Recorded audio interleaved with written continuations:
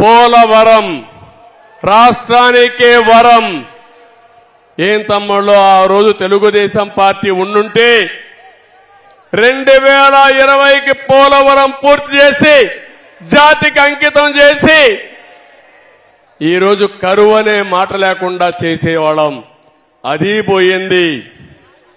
ఇంకో పక్క విద్య, వైద్యం, ఆరోగ్యం అన్ని కూడా మీరు చూస్తే వ్యవస్థలన్నీ భ్రష్టు పట్టాయి. ఇప్పుడే పవన్ కళ్యాణ్ గారు ఒక లిస్ట్ అంతా కూడా చెప్పారు. మేము మేనిఫెస్టోలో ఏమేం చేయబోతామో స్పష్టంగా ఆలోచించి తొందరలోనే ఉమ్మడి మేనిఫెస్టో తయారు చేస్తామని వారు చెప్పారు. రోడ్ల వ్యవస్థ పూర్తిగా భ్రష్టు పట్టింది.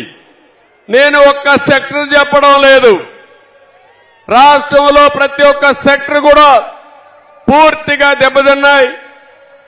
ఎక్కడికక్కడ విధ్వంసం పాలయ్యే పరిస్థితి వచ్చింది.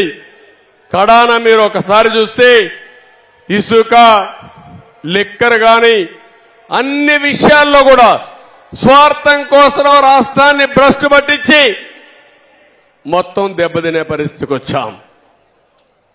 వైఎస్ఆర్ కాంగ్రెస్ పార్టీ అబద్ధాల పునాది మీద నిర్మాణం చేసిన పార్టీ ఆ పార్టీ.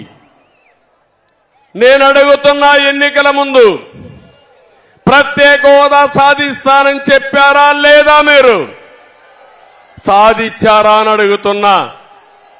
ఇంకో పక్క రైల్వే జోన్ సాధిస్తామని చెప్పారా లేదా? మీరు ఇచ్చారా అని అడుగుతున్నా. మద్యపాన నిషేధం పెట్టిన తర్వాతనే నేను ఓటడుగుతానని మద్యపానం పైన వచ్చే ఆదాయాన్ని తాకట్టు పెట్టి అప్పులు చేసే పరిస్థితికి వచ్చారు. సిపిఎస్ వారంలో రద్దు చేస్తా అన్నారు, చేశారని అడుగుతున్నా.